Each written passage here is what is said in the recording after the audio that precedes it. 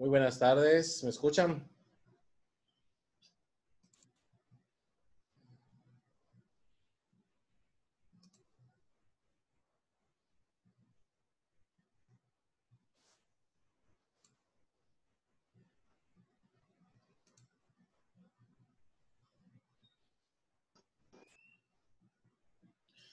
Muy buenas tardes, ¿logran escucharme? Sí, maestro. Muy bien.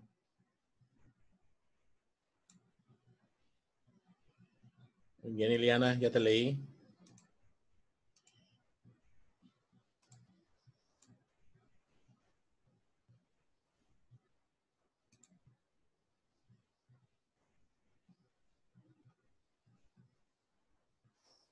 Muy bien, Alpuche, Xochitl.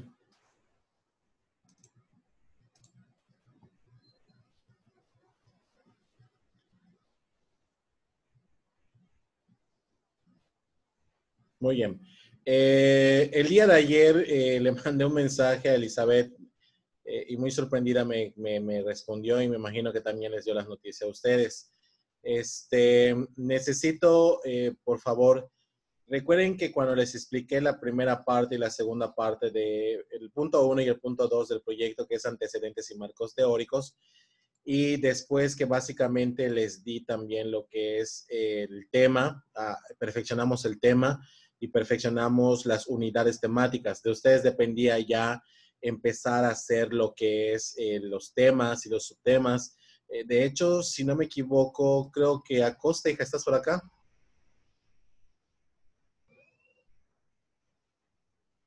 Sí, maestra.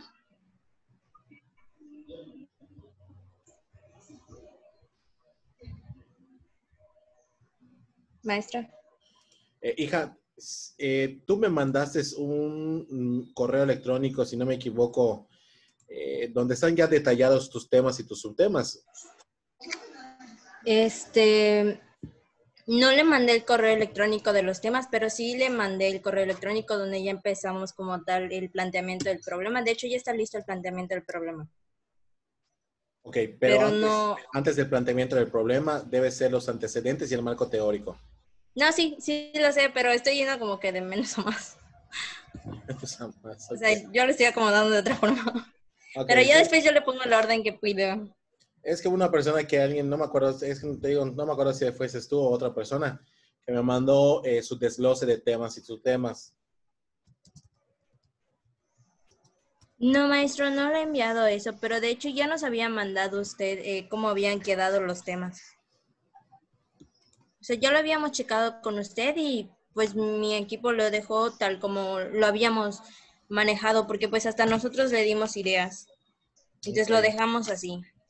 ok, muy bien.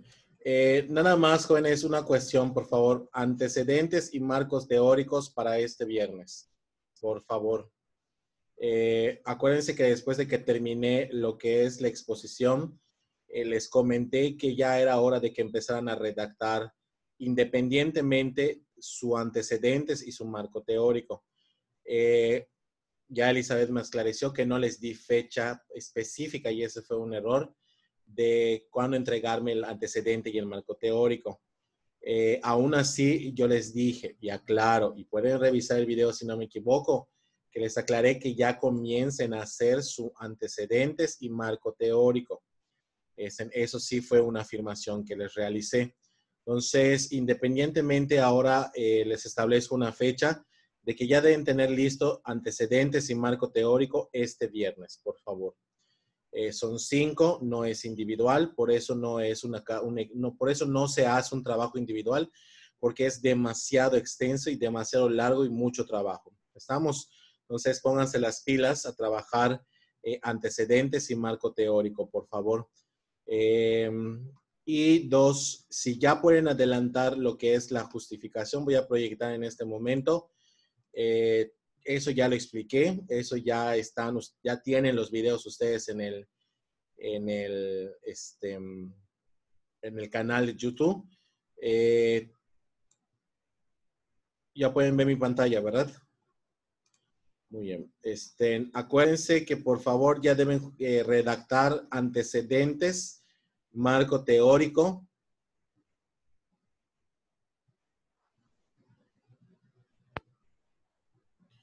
¿Sí? Marco teórico y planteamiento del problema. El planteamiento del problema van a ver que no es tan largo como los dos primeros. Entonces sí les pido por favor que traten de redactarlo. Y la justificación, eso era de hecho un estudio que yo les iba a dar de hecho 1 hora en la escuela para que ustedes salgan a investigar esta cuestión con los coordinadores. Pero como no podemos asistir a la escuela y tampoco podemos pues entrevistar a la coordinadora, al maestro Julio, a la maestra Genoveva, que básicamente son ellos que tienen esta información. Este apartado de justificación simplemente la van a replicar tal cual está, escrita en el ejemplo que les mandé. ¿Me doy a entender?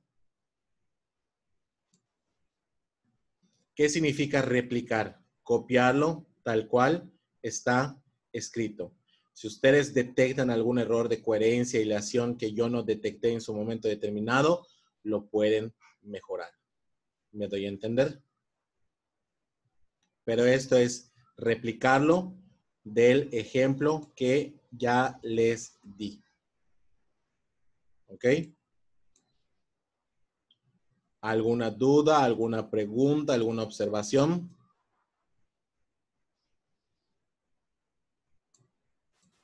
Maestro, ¿el planteamiento del problema debe de llevar algún tipo de cita o es solo con nuestras palabras? El planteamiento del problema, si no me equivoco, no lleva citas porque ahí están. No, sí lleva, pero sí, porque tienen que justificar por qué es importante para un profesor, docente, licenciado en educación, licenciado en pedagogía, futuro maestro ya, cómo ese taller puede desarrollar cierta habilidad. ¿Me doy a entender? Lean el ejemplo. Leí el ejemplo, maestro, pero no hay ningún tipo de cita. Por eso le preguntaba. O sea, es que en el ejemplo no hay citas. El planteamiento del problema es solo la justificación de por qué es De por qué van a importante hacer su abarcar el taller. tema. Sí, Sí. pero me acuerdo haber visto unas citas.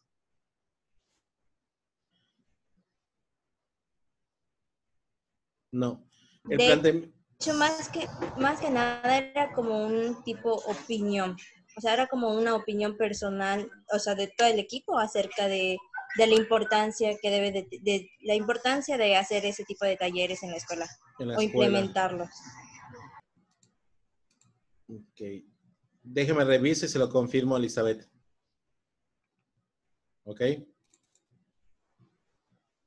Porque me acuerdo que sí tenían que colocar una o dos citas para justificar el hecho del por qué. Pero no lo hallo en ese momento. Pero bueno, es más textual de ustedes. Eso sí, tienes toda la razón.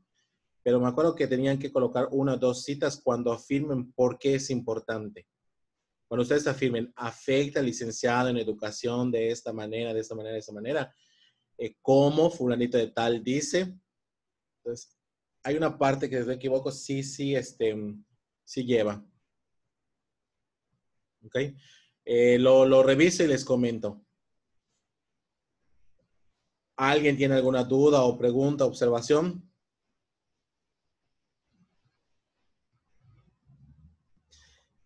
Los demás ya leyeron el ejemplo.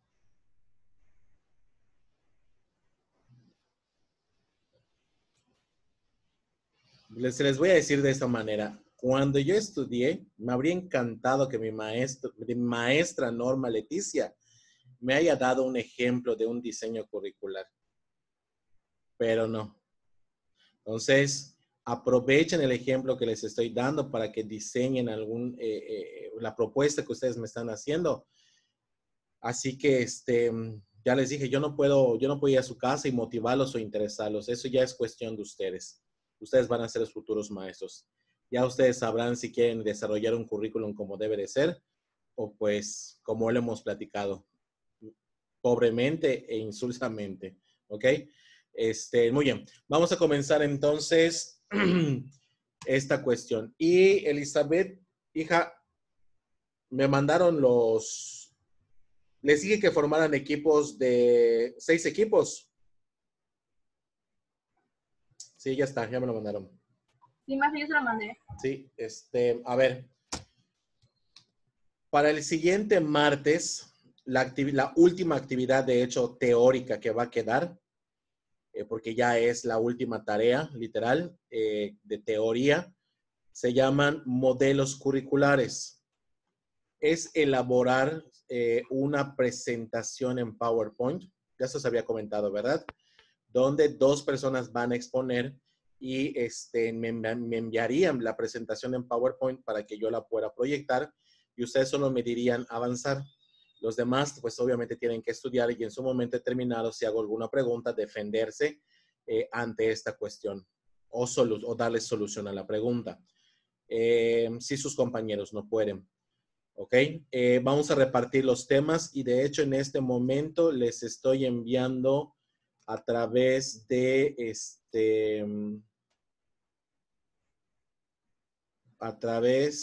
de hecho voy a abrir WhatsApp, de hecho, a ver, déjenme buscarlo, ahí no está aquí.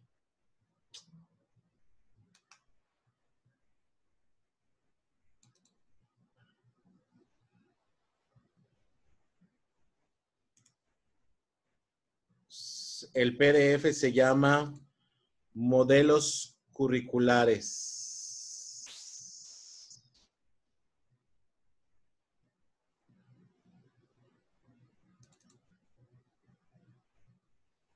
Aquí está.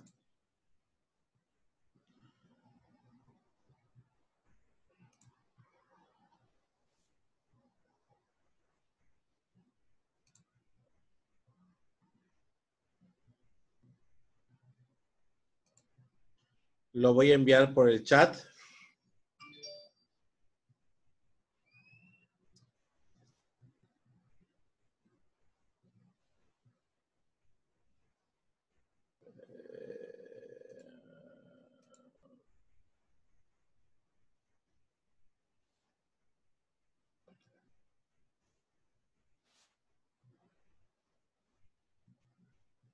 Y lo estoy enviando por el chat de Zoom. Debe cargar en un momentito más para que lo descarguen ya. Les indico cuando ya esté cargado.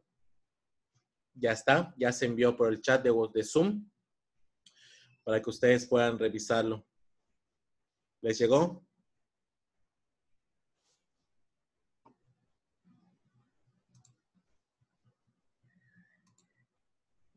Y Maestra, a mí no me aparece en el chat de Zoom.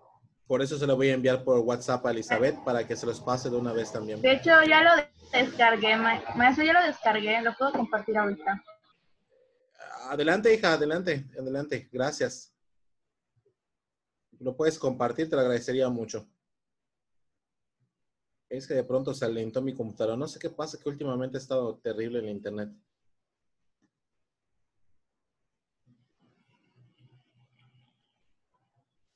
Y es que la velocidad que tengo es bastante buena, pero bueno.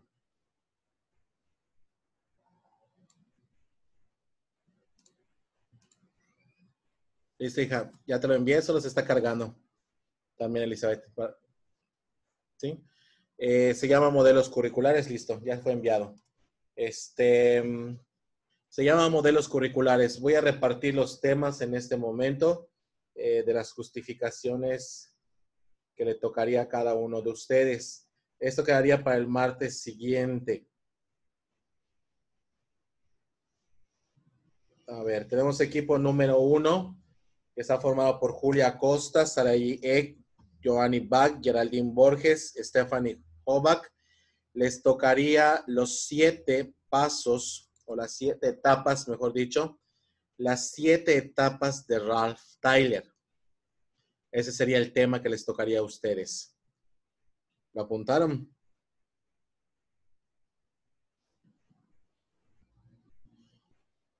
Confirmen, hijos.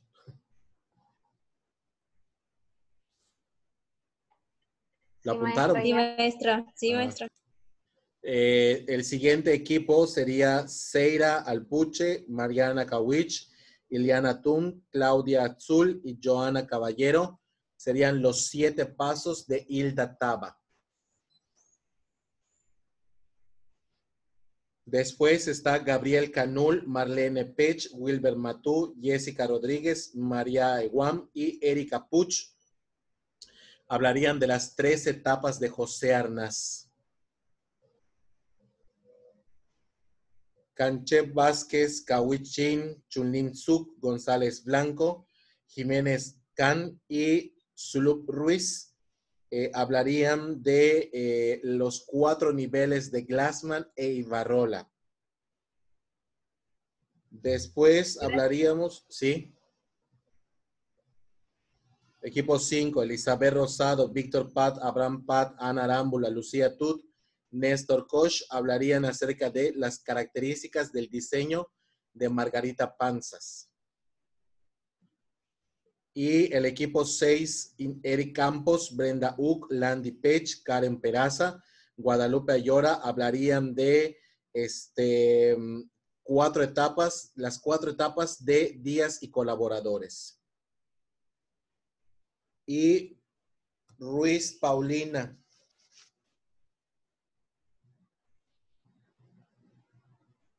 Paulina, hija, ¿estás acá?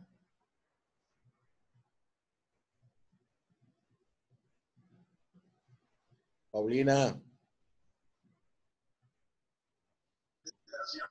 Parece que no está.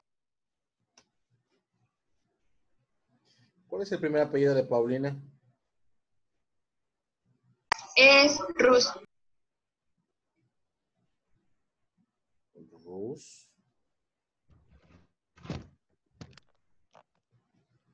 Ahí no tengo ningún Rus. Ah, ese viene a otro salón.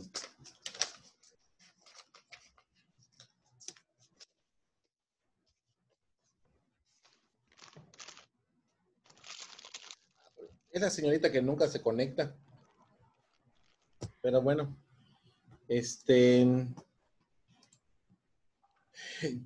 Pues si ya pregunta, nada más sería integrar a los jóvenes, porque pues si no se conectan ni nada, no puedo ni asignarla a un equipo.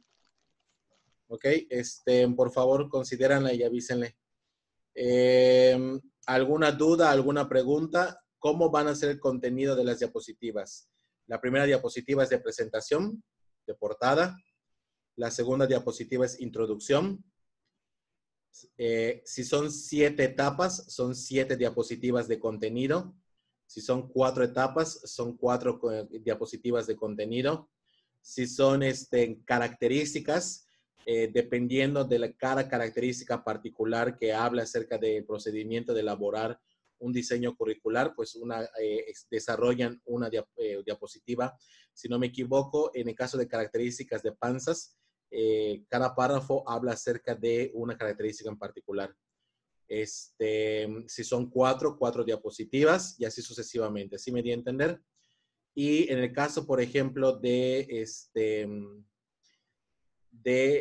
cuando terminen, al final es una pequeña conclusión del programa, de las etapas o características. Maestro, ¿sí? ¿Va a llevar imágenes las diapositivas? Correctísimo. ¿Se acuerdan de la primera diapositiva que yo les expuse de las definiciones del currículum? Donde utilicé organizadores gráficos para explicar y donde, ¿se acuerdan que una vez me utilizaron organizadores gráficos y les enseñé a utilizar?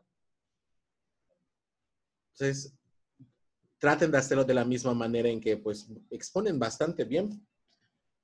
A menos que el receso de 2 meses y medio los haya, en vez de motivado y impulsado sus habilidades, los haya rezagado y entorpecido, que espero que no.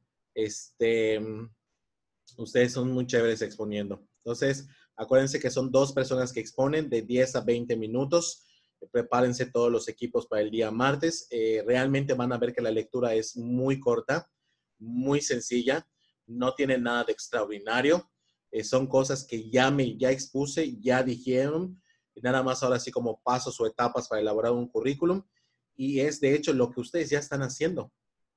Lo que ya están elaborando de antecedentes, marco teórico, justificación, descripción de la población, entre otras cuestiones. Me doy a entender que eso ya lo están haciendo ustedes. ¿Estamos? ¿Alguna duda, alguna pregunta? Muy bien. Maestro, Sí, ¿la conclusión es grupal o es individual? una grupal.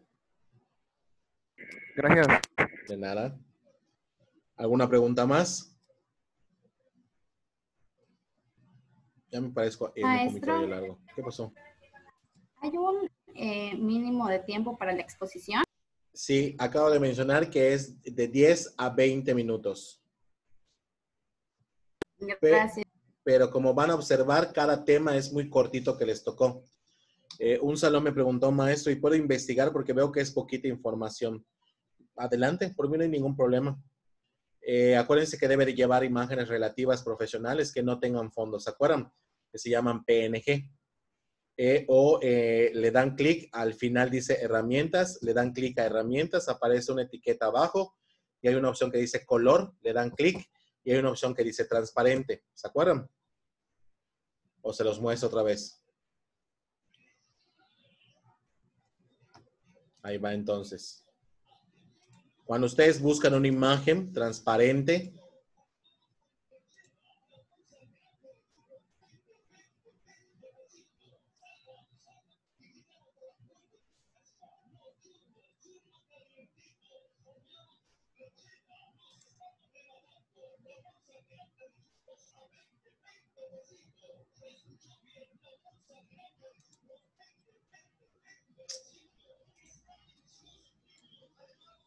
a ver, tenemos, ponemos por ejemplo, currículum o profesional. Ponemos más PNG en el buscador. Le damos clic a imágenes.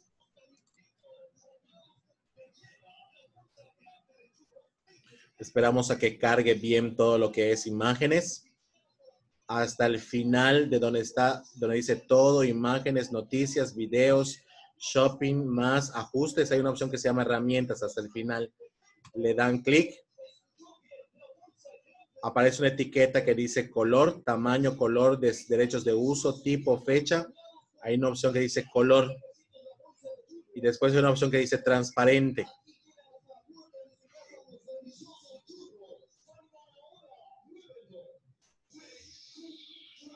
Y si yo le doy clic a una imagen, por ejemplo, me debe previsualizar, perdón por los comerciales de churro que está pasando el señor.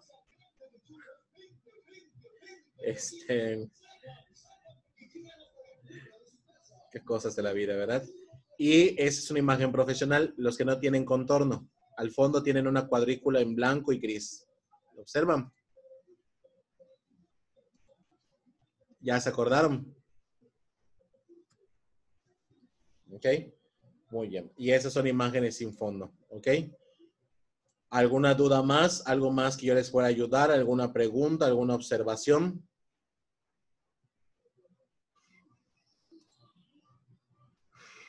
Muy bien. Yo sí les tengo una observación. Ya solo nos quedan 2 semanas y 2 días de clase, literal, y un día más de clase, de hecho. El 22 deben comenzar sus exámenes parciales. Acuérdense que, por ejemplo, la vez que calendarizó la maestra Patricia los exámenes, el de ustedes fue a la semana siguiente. Si no me equivoco, un día como hoy, estamos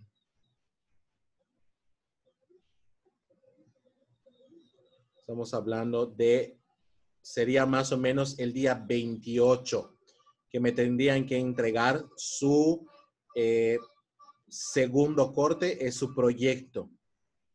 Se los calendariza ahorita más o menos, porque ya tienen que tener una fecha de comprender cuándo me deben entregar todo el proyecto. ¿Me doy a entender? La primera parte del proyecto. Entonces, si calendarizamos bien y si nos vamos de acuerdo a lo que calendariza la maestra, lo más seguro es que sea el martes 28 de julio. ¿Estamos? Así que, pues no es por meterles presión, pero arránquenle ya a redactar todo lo que tienen que hacer. ¿Ok? Y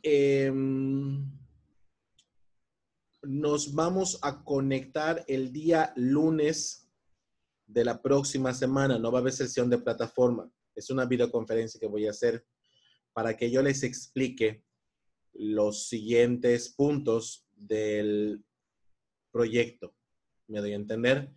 Cómo se elabora, cómo se sacan los créditos, cómo se hace la operación para sacarlos, cómo se justifica la parte de qué corriente pedagógica van a utilizar, si va a ser constructivista, si va a ser una combinación entre constructivista y humanista, entre otras cuestiones.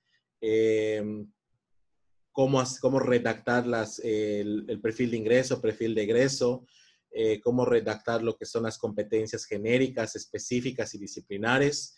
De todas formas, ustedes vayan leyendo el ejemplo. Sí saben de qué ejemplo estoy hablando, ¿verdad?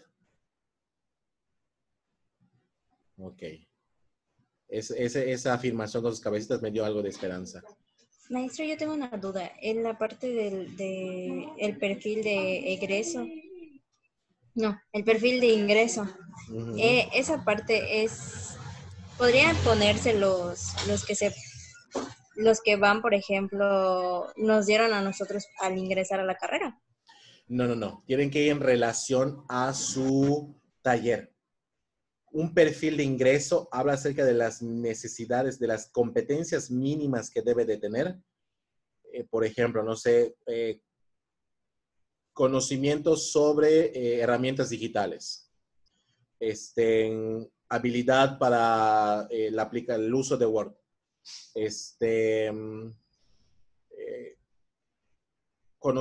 Aplicación de las leyes ortográficas del español de manera correcta. Expresión, dominio y control del lenguaje oral. Son competencias que necesitan obligatoriamente, necesarias, muy necesarias, para que pueda avanzar exitosamente en el logro de su taller. Ese es el perfil de ingreso. ¿Me doy a entender? Y el perfil de egreso son las competencias generales que va a tener, así como que lo más importante que va a desarrollar, y eso se desarrolla en relación. Eso se plantea, por ejemplo, cuando ustedes ya tengan los objetivos, las competencias de sus talleres. ¿Por qué lo digo? Porque de esos objetivos y de esas competencias van a salir el listado de mínimo, si no me equivoco, 15 les estoy pidiendo, si no me equivoco. Sí, 15 habilidades les estoy pidiendo acerca de competencias del perfil de egreso, algo que lo identifique cuando tome el taller y que lo diferencie. Por ejemplo, si toma habilidades de herramientas digitales, no sé, por ejemplo, tendrá conocimiento amplio sobre diversas herramientas digitales. Si ya aprendió cuáles son. Implementa herramientas online para elaborar organizadores gráficos. Siempre va en presente. No, de hecho, creo que no termina en AR ni ER, porque son competencias, es una afirmación, mejor dicho. No va ni en pasado ni en futuro, va en presente. ¿Qué otra cuestión? Otro ejemplo, no sé, por ejemplo, amplio dominio, mejor dicho, dominio sobre, sobre las herramientas de Word. ¿Sí me doy a entender, Acosta? ¿Y a los demás? Ok. Muy bien. ¿Alguna pregunta más? Ok. Muy bien. Entonces, nada más les estipulo esas dos fechas. El siguiente, lunes 14, nos vamos a conectar para que yo les explique. O quieren conectarse el viernes. Nada más que el viernes tengo libre hasta las 8:20.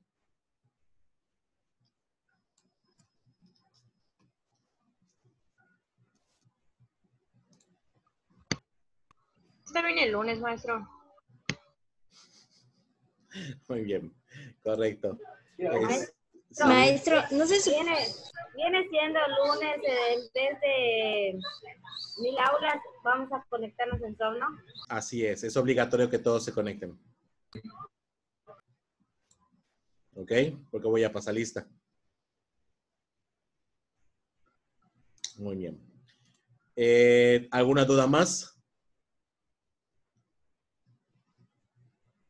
Muy bien. Si no hay más dudas, déjenme cerrar esto. Esto ya no me sirve. Esto sí me sirve. No, de hecho no. Esto ya no me sirve. Esto ya no me sirve. Esto tampoco. Bien, continúo entonces con los temas. Por favor, ¿me pueden indicar el último punto que se expuso acerca de las fuentes curriculares? Sociológico. Terminamos de ver sociocultural, perdón. Empezamos a ver las fuentes. Sociológico, psicopedagógico, epistemológico, profesional. Terminamos de ver nada más los fundamentos. Histórico, psicológico, histórico, psicológico, social o sociológico. Ok. Bueno, pues ese es un tema nuevo. Necesito que por favor tengan sus materiales y sus apuntes a la mano porque van a participar mucho. Entonces aprovechen los puntos en su momento determinado de esta también. Tenemos entonces tema nuevo. El tema nuevo es fuentes del currículum. ¿Cuál es la diferencia de una fuente, perdón, de un fundamento a una fuente? ¿Alguien me puede decir?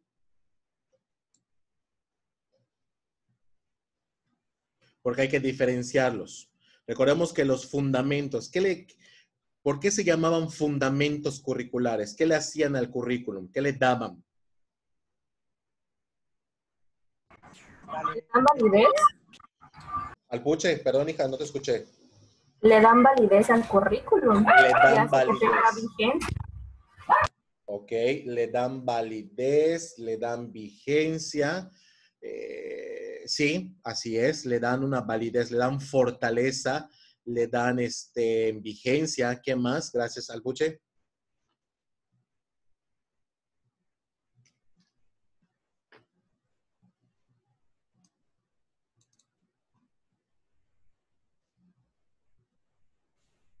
¿Qué más, mis pequeños Padawan? Activen la fuerza. Si no tienen sus apuntes, búsquenlos en su computadora. Puede ser aquello que le da origen al currículum. ¿Qué? ¿Fundamento o fuente? Los fundamentos. Los fundamentos es aquello que le da origen al currículum. De hecho, es lo contrario. Lo que le da origen al currículum es las fuentes. ¿Por qué? Porque el fundamento le da fortaleza, le da vigencia, le da cambio, transformación. En cambio, las fuentes le dan su origen, le dan el punto de partida que se tiene que considerar en el proceso de enseñanza y aprendizaje. Ya está más involucrado al proceso de enseñanza-aprendizaje. Por eso origina y le da el punto de partida al proceso de enseñanza y aprendizaje. En cambio, los fundamentos le daban base, cimiento, fortaleza, cambio, transformación, innovación. ¿Sí me di a entender? Y las fuentes, vuelvo a repetir, le dan origen o dirección al proceso de enseñanza y aprendizaje. ¿Ok? Porque ahorita lo van a ver, es muy diferente fundamento a fuente. ¿Ok? Comenzamos con el primero. Primera fuente curricular.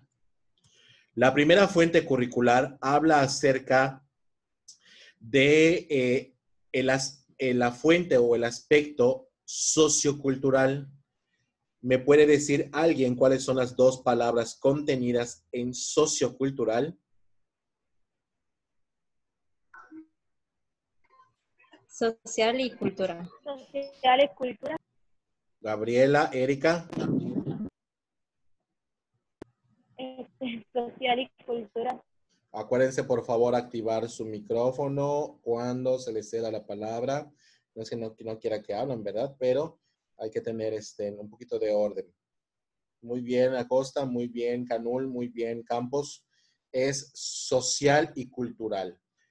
¿Qué habíamos visto de lo social dentro del diseño curricular? Acuérdense que en un momento les expliqué, es lo mismo contexto, sociedad y cultura. Y dijimos que no. Gabriela. Usted había mencionado sobre, como acaba de decir, la sociedad, el contexto y no recuerdo qué más, de que mencionó que sin uno no puede haber otro, al menos que se decía ello. Ok, de hecho es recíproco y no podría existir una sin la otra, correcto. Pero la pregunta aquí, ¿cómo el aspecto social impacta en un diseño de un programa de estudios? Alpuche. Es directamente, o sea, impacta directamente en el diseño y la elaboración de este, porque porque está diseñado para aplicarse en una sociedad, en un grupo, en este caso, los estudiantes. Ok, aterrizando la participación, básicamente atiende las necesidades de los estudiantes que están inmersos dentro de una sociedad, sus necesidades, pues sí, de alguna manera sus necesidades o se adapta al contexto en el cual están ellos viviendo, ¿correcto? Y culturalmente, ¿cómo afecta un programa de estudios el aspecto cultural?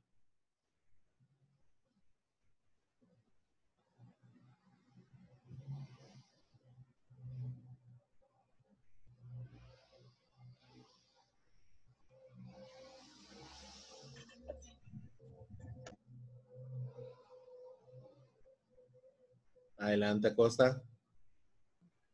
Perdón. Había mencionado en la clase pasada que nosotros como maestros no podemos ir y cambiar una cultura, sino que tenemos que adaptarnos a ella. Entonces, por ende, el currículum no debe de buscar el cambio de una sociedad o una cultura, sino debe buscar la adaptación de esta para que el alumno se pueda sentir más cómodo y pueda hacer más provechoso su aprendizaje. Correcto. Entonces, tenemos que el aspecto sociocultural trata de darle dirección social y valoral cultural al programa. En sí, el aspecto sociocultural, como ustedes lo acaban de decir, social, cultural, facilita el proceso de enseñanza y aprendizaje de un individuo. Si yo conozco el contexto, la sociedad y la cultura en la cual está inmersa mi estudiante, voy a saber cómo aterrizar mi programa de estudios. Voy a poner un ejemplo.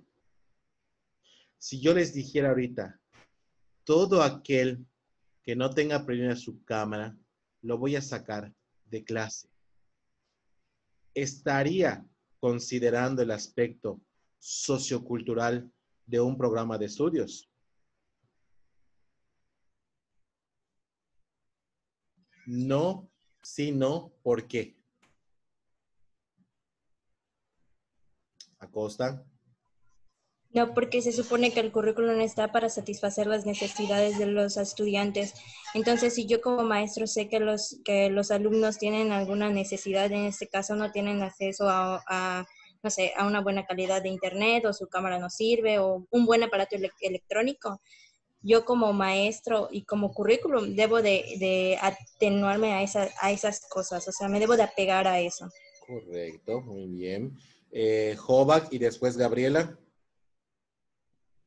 No, maestro, porque pues usted no sabe las complicaciones por las que está pasando. Por ejemplo, algunos de mis compañeros viven en pueblitos y pues a lo mejor ahí la señal no llega muy bien. Y como dijo Julia, el currículum se atiende a las necesidades de los alumnos.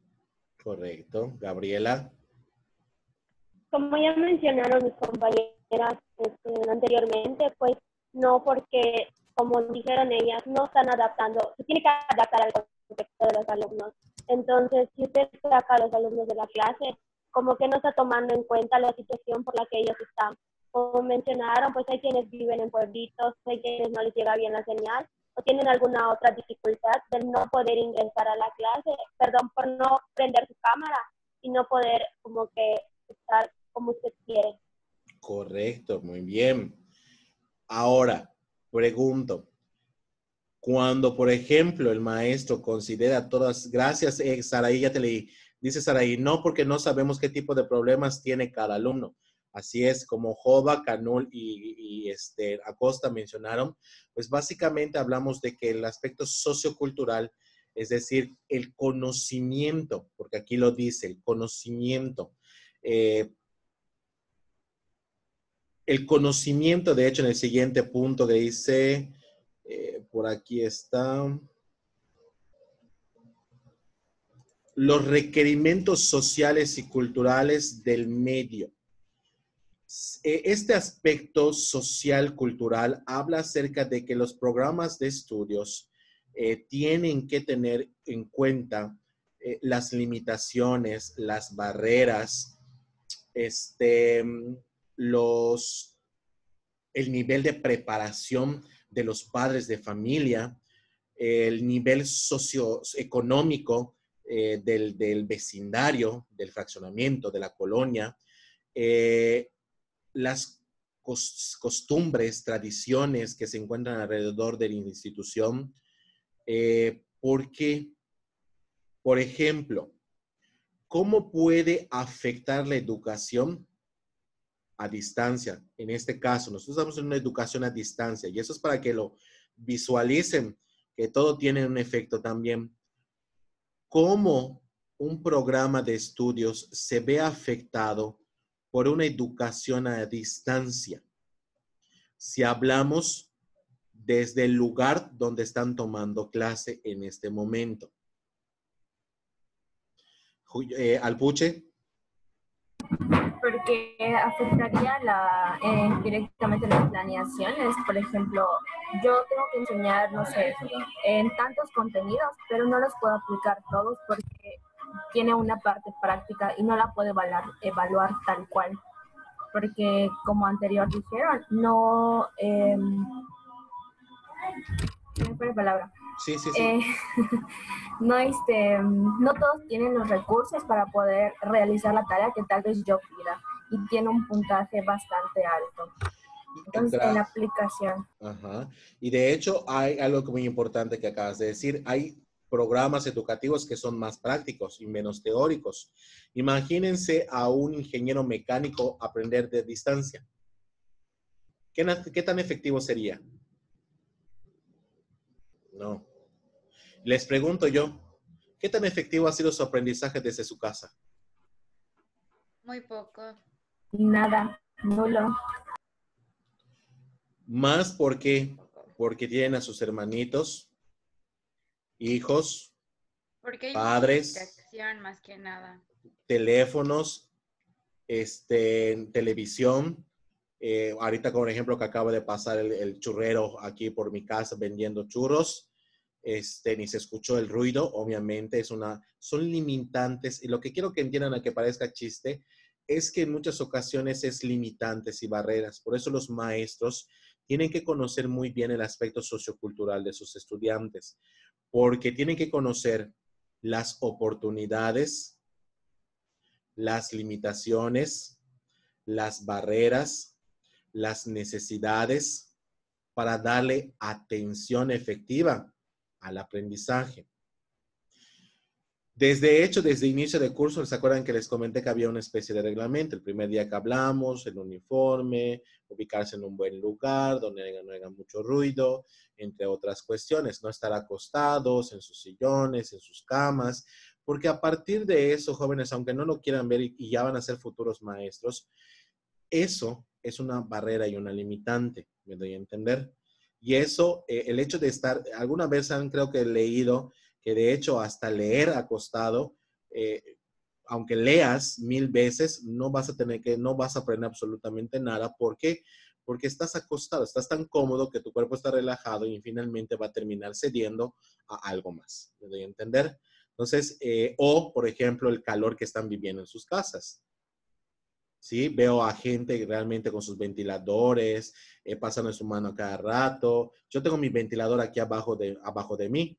Ahorita no se me mueve mi cabello porque realmente tengo mi diadema de donde tengo los audífonos, pero si no lo tuviera, se estuviera moviendo mi cabello porque hay muchísimo calor, ¿me deben entender? Entonces, todas estas cuestiones son ejemplos de cómo un programa de estudio se ve limitado y al mismo tiempo no es que se vea limitado, sino que también ahí está la oportunidad del maestro de adaptar, de encontrar empatía, flexibilidad, profesionalismo, aplicación de moralidad, por ejemplo, de generar procesos de enseñanza idóneos. No es lo mismo enseñar, enseñar, no tengo mi colita,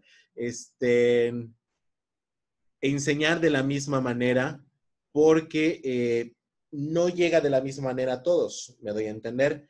Probablemente puedo preguntar, ¿quién de ustedes alrededor en este momento hay silencio alrededor de ustedes?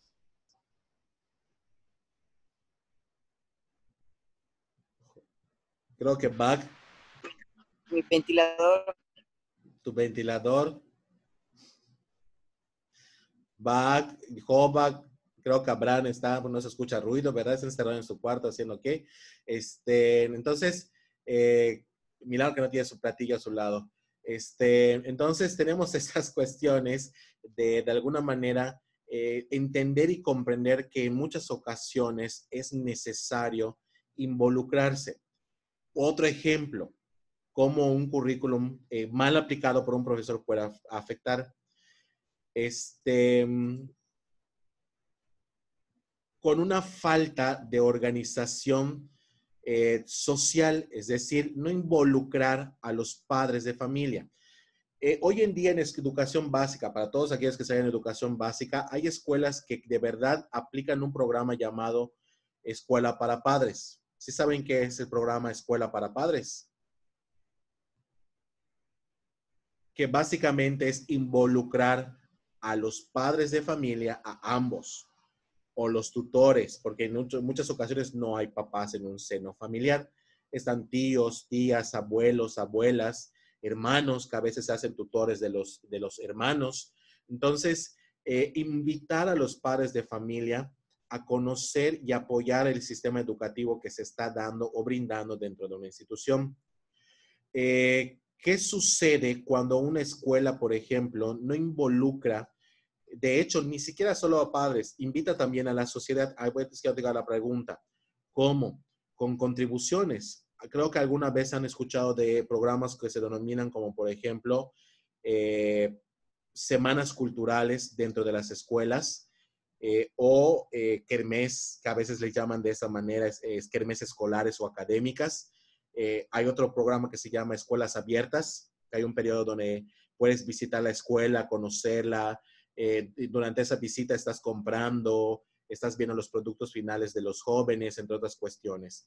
Todas esas intervenciones que a veces les hacen en esas invitaciones a los padres, a la sociedad, para que conozcan el trabajo de una institución educativa. Pregunto, ¿favorece el currículum o lo obstaculiza?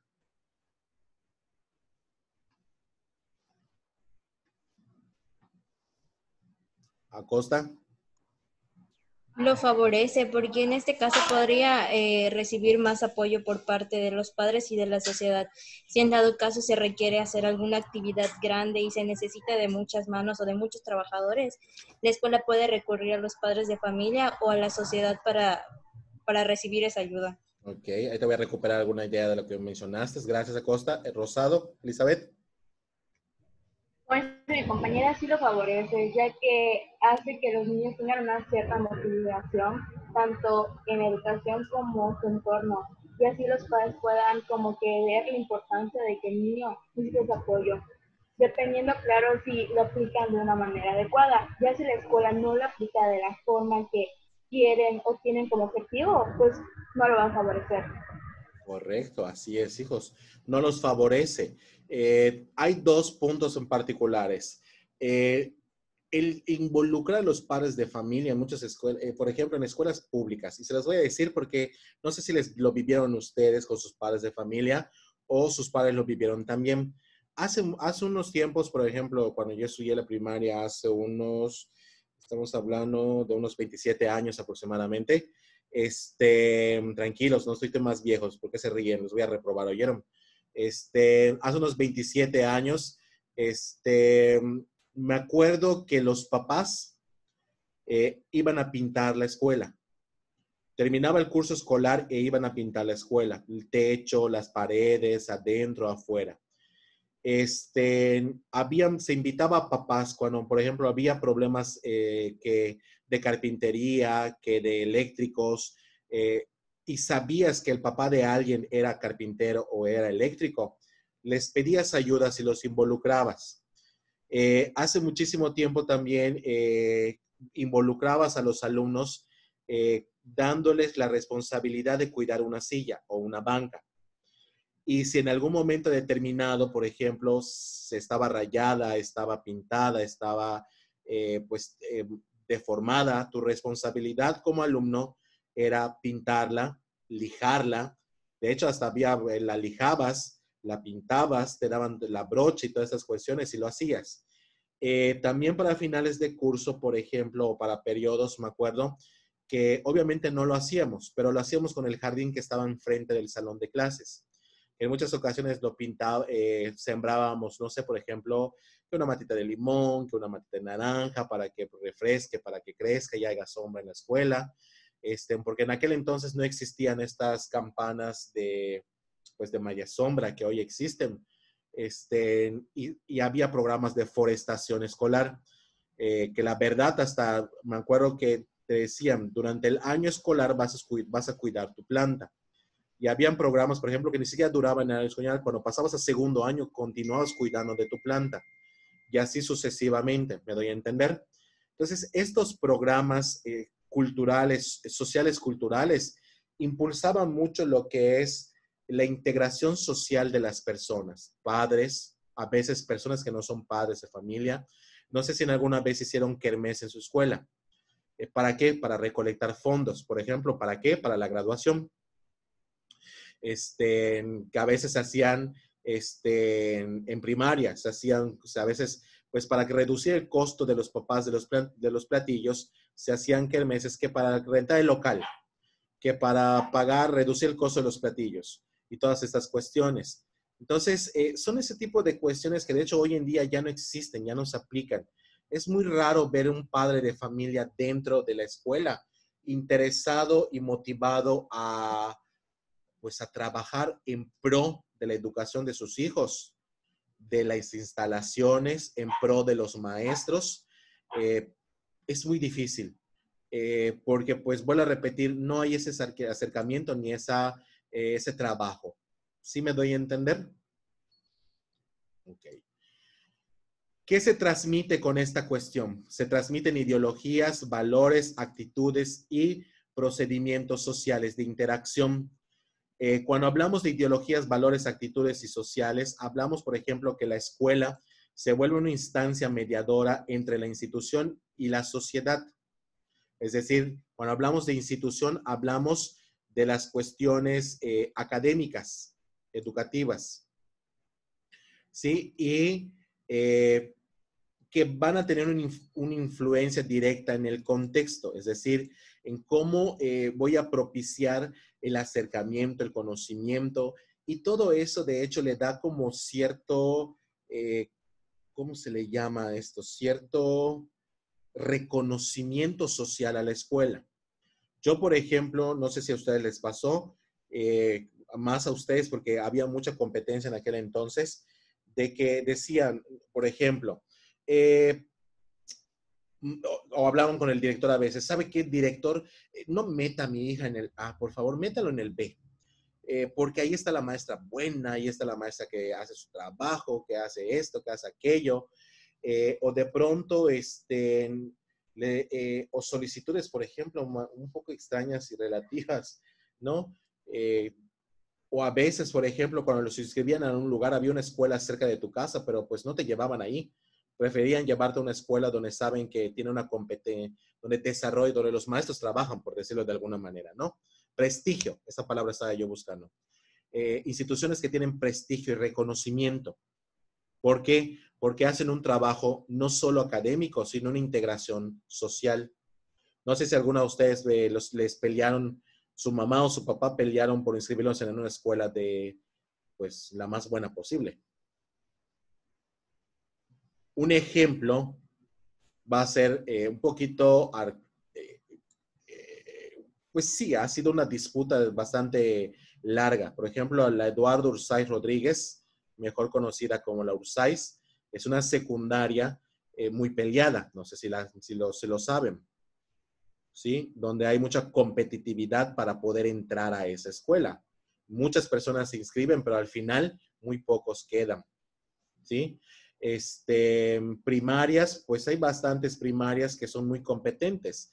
De hecho, son reconocidas porque también participan en eventos culturales y como el honores a la bandera, el canto el himno nacional, el de la escolta. Hay concursos de matemáticas, concursos de oratoria, concursos de educación básica, que las escuelas se van ganando ese prestigio porque realmente eso impulsan esa parte de reconocimiento. ¿Me doy a entender? ¿Ok? Pregunto, el currículum sociocultural aplicado, ¿a qué tipo de diseño curricular aplica? ¿Formal, real u oculto?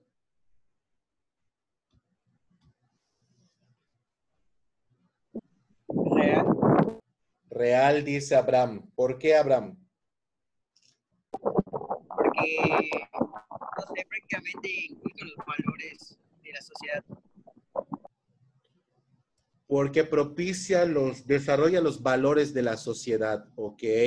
De hecho es real porque hay una parte real, ahorita les voy a decir que tiene mucho que ver con lo que dijo Abraham, porque el profesor tiene que planear, como dijo Abraham, correctamente y adecuadamente un proceso de enseñanza-aprendizaje que impulse el desarrollo social y cultural.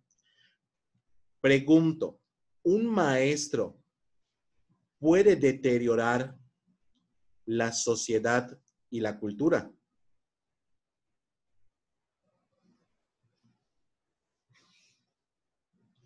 ¿Albuche? Sí, porque los alumnos lo ven como un guía, como es el que sabe más y está al frente del grupo. Puede cambiar la ideología de los alumnos porque pasan más tiempo en la escuela y aprenden. Correcto, hija, sí es un modelo. Díganme un ejemplo del maestro que tienen recuerdos, que se comportaba, hablaba, pensaba, se expresaba, tenía impulsos emocionales inadecuados dentro del salón de clases. Digo, aparte de mí que no les grito, ¿verdad? Nunca les he gritado. Bueno, nada más ese día del examen. Back, hija. Yo me acuerdo que había un maestro que era de ética en la secundaria y siempre se ponía lo que es su religión. O sea, siempre hablaba de lo que es bueno y lo que es malo y sobre todo lo que es el pecado. Y pues a veces, no sé por qué, se ponía a llorar cuando contaba alguna experiencia de, porque vivió en un pueblo y fue el único que sobresalió de sus hermanos. Y Mi todos nos vida. quedamos con nuestra cara de De pobre, ¿no? secundaria. Sí, era de ética. Es lo más interesante. Que un maestro no tenga inteligencia emocional es algo muy que afecta a la parte social, cultural, porque luego se vuelve en una parte principal. O sea, de pronto, por ejemplo, si el maestro llora, pues obviamente los alumnos se van a burlar de él. No todos, ¿verdad? Pero en secundaria los alumnos son un poquito muy, pues, burlescos, muy infantiles, tienen un pensamiento muy, no todos, ¿verdad? Pero sí tienen un pensamiento de burla excesiva. Entonces, te ganas pues el desprecio, te ganas la burla, te ganas pues que te ignoren hasta cierto punto. Muy bien, correcto, excelente. ¿Alguien más quiere describir alguna situación?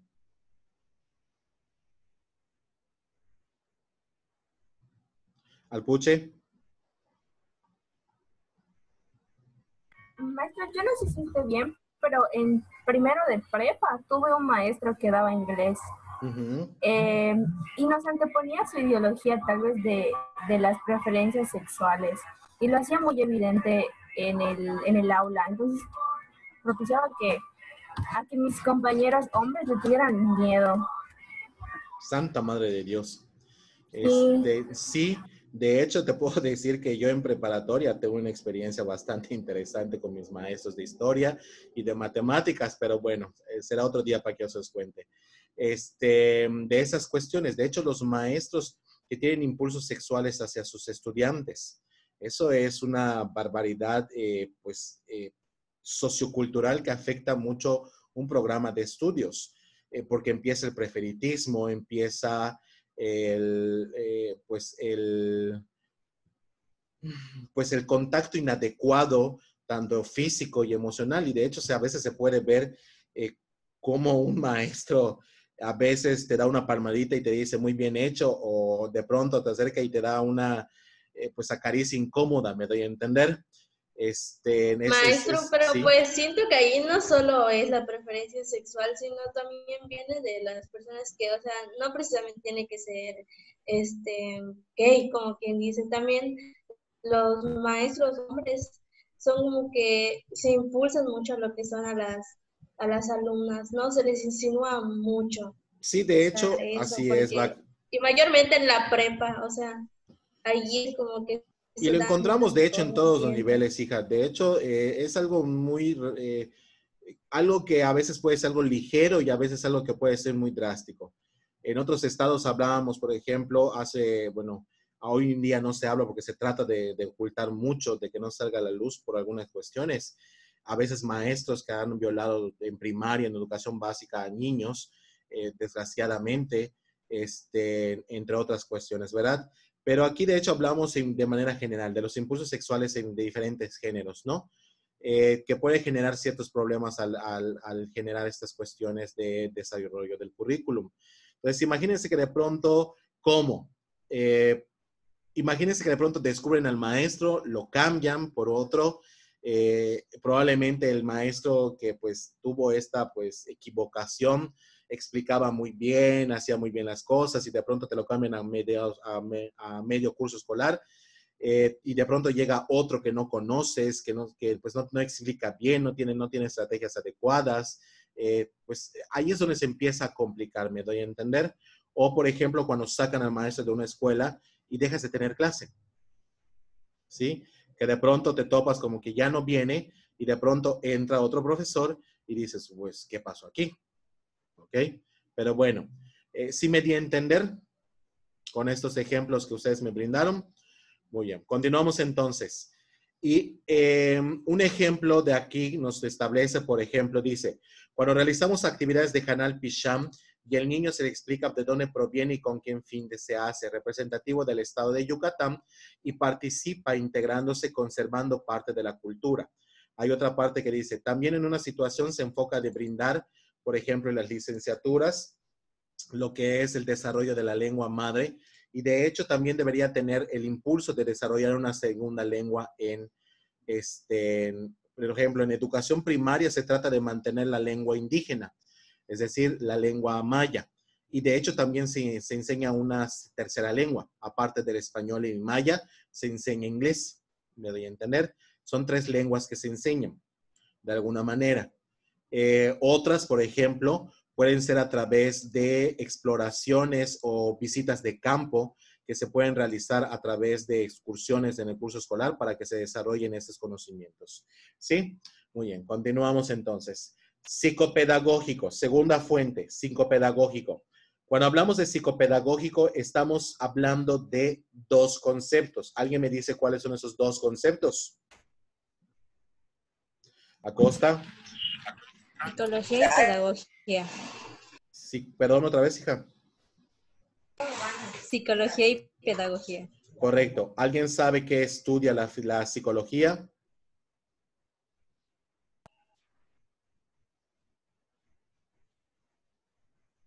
Elizabeth. Pues la conducta, maestro.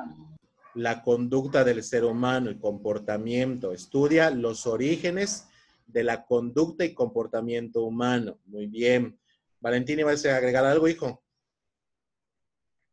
No, igual era eso. Ok. Por lo tanto, entonces, psicología se define se define etimológicamente de la siguiente manera. Viene de la raíz griega psique, así como suena, psique, que significa mente. Viene de la pseudodesinencia, logía, o logos, perdón, mil disculpas, logos, que significa estudio, y viene del sufijo ica, ico, que significa relativo perteneciente ciencia. Por lo tanto, etimológicamente significaría lo relativo al estudio de la mente. ¿Ok? Eso etimológicamente. Actualmente la definición es ciencia que estudia los orígenes de la conducta y el comportamiento humano. ¿Ok? ¿Por qué lo sé etimológicamente? Porque soy maestro de etimologías. Creo que ya se los había dicho, ¿verdad? Me gusta leer latín y me gusta leer griego. De hecho, sí, sé leer esas lenguas. Gracias a Dios. Me ha costado, pero ahí vamos aprendiendo. ¿Ah? Que nos digan las frases. Después. Tenemos el primer elemento y el segundo elemento que es pedagógico. ¿Alguien sabe qué es pedagogía? La definición de pedagogía. Y algo muy interesante, jóvenes, tienen una computadora y un celular frente a ustedes. No necesitan que yo aquí, que yo les diga, empléenlo. Alpuche, perdón, hija. Es la ciencia que estudia la metodología, las técnicas que se aplican en la enseñanza. Correcto, es la ciencia que estudia las técnicas, estrategias y métodos de enseñanza. ¿Ok? Etimológicamente, vuelvo a repetir, es la ciencia que estudia las técnicas, estrategias y metodologías de enseñanza. ¿Ok? La diferencia, aquí hay una participaciones.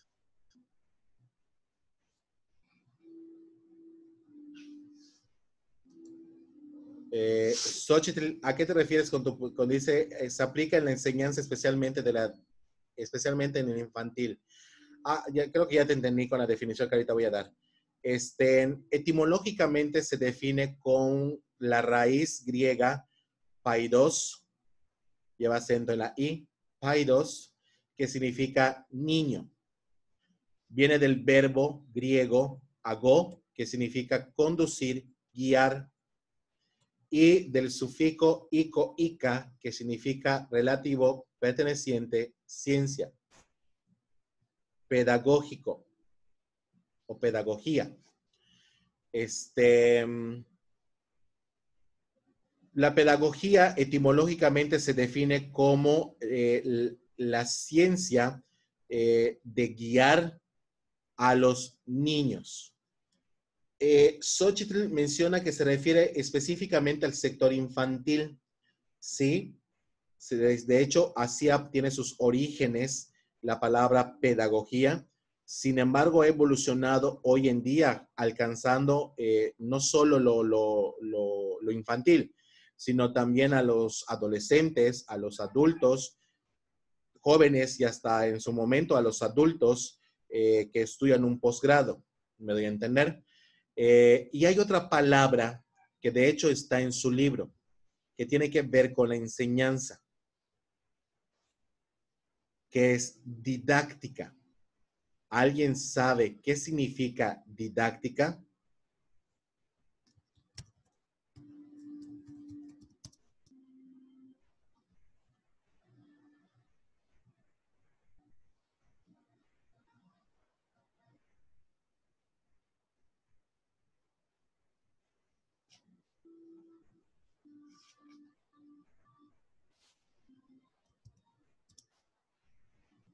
Acevedo. Es la parte de la pedagogía que estudia las técnicas y los métodos de enseñanza. Otra vez, hija, por favor. Es la parte pedagógica que estudia las técnicas y métodos de enseñanza. Es la parte pedagógica que estudia las técnicas y métodos de enseñanza. Eso es más como didáctica. Eso te apareció en, pedagogía. ¿Eso te apareció en didáctica?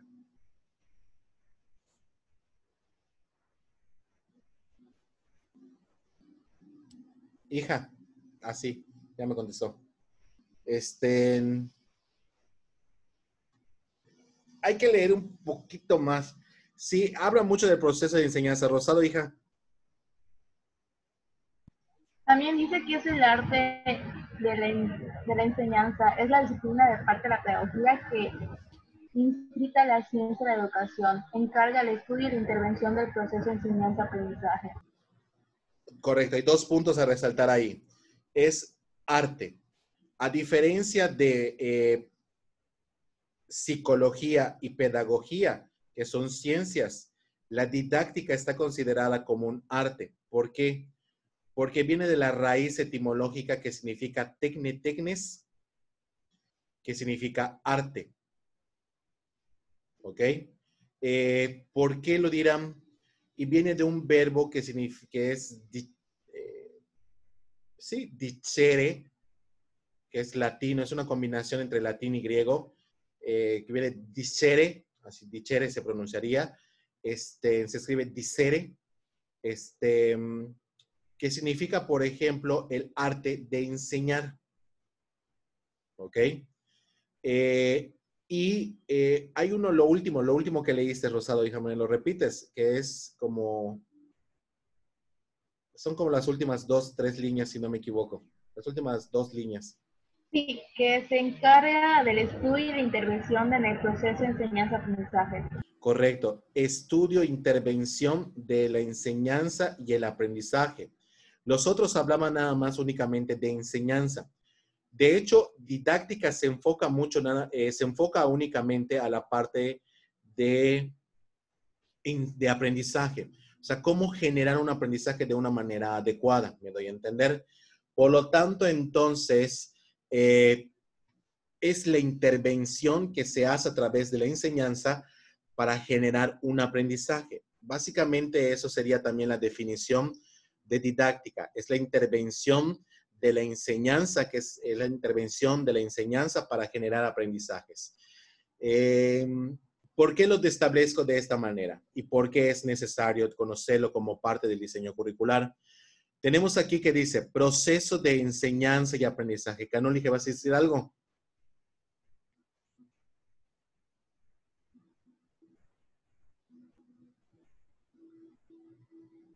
Canol. Gabriela. No, maestra, sin querer. Gracias. Tenemos entonces que el aspecto psicopedagógico didáctico, que de hecho yo se lo agregaría al concepto, porque son 3 palabras fundamentales, hablan acerca de la fuente involucra comprender y entender los procesos de enseñanza y de aprendizaje. ¿Por qué es importante, jóvenes, que un currículum tenga definido muy bien técnicas, estrategias, metodologías, recursos, herramientas, medios, evaluaciones? ¿Por qué? Acosta, después Alpuche. Porque cada una está creada para un fin, y si nosotros revolvemos algunas, o si no sabemos cómo, por ejemplo, cómo juntar un instrumento didáctico con un instrumento de evaluación, no vamos a obtener el resultado que nosotros estamos esperando. Ok, Alpuche. Para no atrasar o entorpecer el proceso de aprendizaje, de enseñanza-aprendizaje. Correcto, para no entorpecer o generar problemas. De hecho, gracias Alpuche, tiene que ver mucho con 2. 1, sistematizarlo. Acordémonos que tiene que ser cronológico, de lo más fácil a lo más difícil. Tenemos que planear correctamente de acuerdo al nivel, al grado, al contenido, al tema, al concepto, al nivel de edad de los estudiantes, al nivel de desarrollo psicológico de los estudiantes, a las necesidades físicas y psicológicas especiales que tengan, de acuerdo a las dificultades de aprendizaje que se presenten, de acuerdo a las necesidades educativas especiales que se tengan, que tengan los estudiantes, y también de acuerdo al rendimiento académico que tienen cada uno de ellos. Son muchas cosas que involucran, jóvenes. Cuando un profesor, yo pregunto, ¿un profesor puede generar una mala praxis educativa? En vez de formar recursos humanos o capitales, puede generar un ser humano que no sea un recurso ni un capital humano.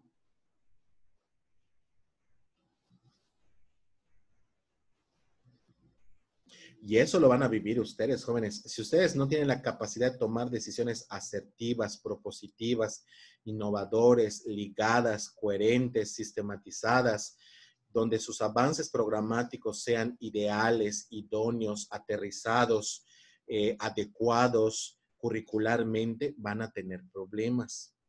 Y se los digo porque, por ejemplo, en preescolar, cuando estuve de administrativo en una escuela, me acuerdo de que habían maestras que cuando salieron los niños de primer año de primaria, pero cuando terminaron preescolar, no sabían leer los niños. ¿Culpa de quién es eso? Y aquí lo voy a especificar muy bien. Cuando un alumno no desarrolla las competencias de un nivel educativo, ¿culpa de quién es? ¿Del maestro o del alumno?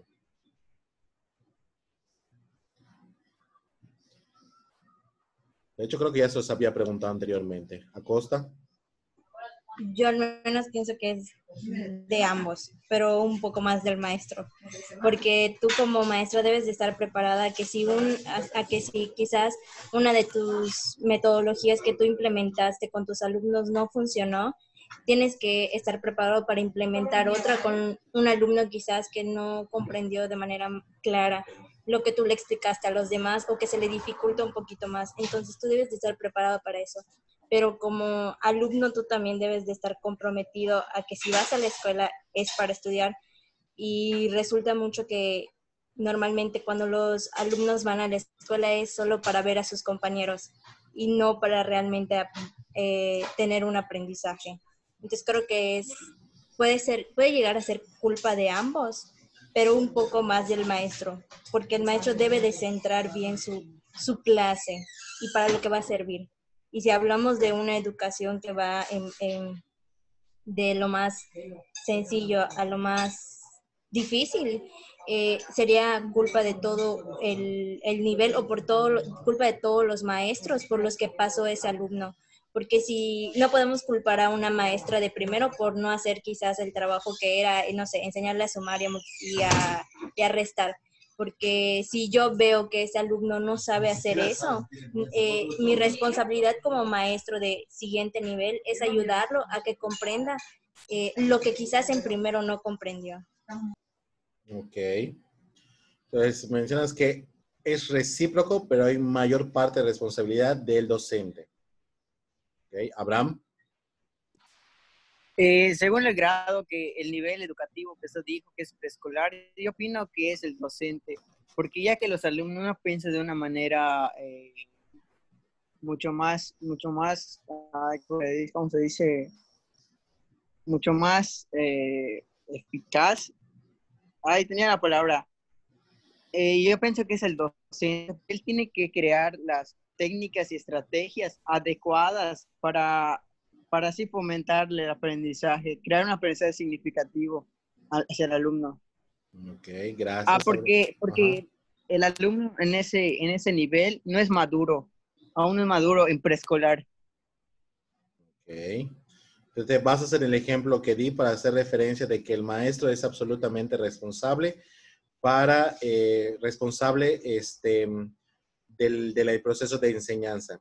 Entonces, hace referencia que de acuerdo al nivel educativo, el maestro tiene mayor responsabilidad y menos responsabilidad conforme va creciendo. A eso te refieres, hijo, ¿verdad? Ok, Ewam. También creo que considero que influyen también los padres de familia, pues igual tienen que fomentar, ya que pues igual no solo el docente, igual puede ser que no haya funcionado sus estrategias y su metodología, pero los padres de familia en el nivel básico deben fomentar también el aprendizaje, ayudar a su hijo a que pueda aprender lo que en la escuela se le puede dificultar al momento de que el maestro esté dando su clase y que él no pueda. El maestro le puede decir al padre de familia qué es lo que le falta a su hijo para que él lo apoye de alguna manera. Muy bien. Referido, muy bien. Así es, tú incluyes al padre de familia que tiene una responsabilidad también dentro del desarrollo curricular, siempre y cuando en trabajo colaborativo del alumno y el profesor. Muy bien, Ewan. Ahora, durante las 8 horas aproximadamente, o menos, 7, 8, 9, 10, 11, 12, 1, 6 horas aproximadamente, 5, dependiendo también de los programas de estudios. De las 6 horas, por ejemplo, en educación básica, donde el alumno depende dentro del aula, les hago una referencia. El profesor, de acuerdo a la fuente curricular psicopedagógica didáctica, el responsable del proceso de enseñanza-aprendizaje es el papá, pero es el maestro. Es el maestro, ¿ok? ¿Por qué? Porque si el maestro no sabe generar procesos que capten interés, motivación, recuérdense que ya vimos un factor psicológico, genere autonomía, responsabilidad, una conducta adecuada o algo por el estilo, es cuando el docente va a tener problemas. Un ejemplo de ello, yo en preparatoria hago lo que se llama normas de convivencia social. Son 10 reglas o normas, de hecho ya no se llaman reglas o leyes, solo por el estilo, son 10 normas de convivencia social que les doy a los estudiantes. ¿Por qué? Porque sin reglas o normas dentro de un salón de clases no hay orden. No se genera el caos, se genera la parte de, como decírselos, interacción personal entre el alumno y el profesor. Entonces Entonces, hay que establecer muy bien, por ejemplo, reglas o normas que los estudiantes puedan desarrollar. Desde que tú comienzas el primer día de clases y dices, estas son las reglas del salón, así se van a llevar, así se van a establecer, de alguna manera estás generando un cambio psicológico. Estás orientando al estudiante a una forma contundente de actuar y que si se sale de esas reglas o esas normas, tiene un castigo. ¿Me doy a entender? Esa es la parte... Chis, lo dejé de proyectar, perdón, mil disculpas. Tampoco me lo dicen. Esta parte de los procesos de enseñanza. ¿Por qué? Porque dice acá, se centra en el interior de la educación, es decir, en las aulas y fuera de las aulas, de acuerdo al papel del maestro y del alumno. Realmente es el factor o la fuente de aplicación psicopedagógica didáctica es compartida. Y al igual que Guam, hoy en día la escuela debe ser maestros, alumnos, personal de la institución, padres de familia y la comunidad circundante. Sin estos elementos, no podemos generar una vinculación como el punto anterior que se llama sociocultural, y más porque ya no le damos ese, ¿cómo llamarlo? Ya no le damos esa,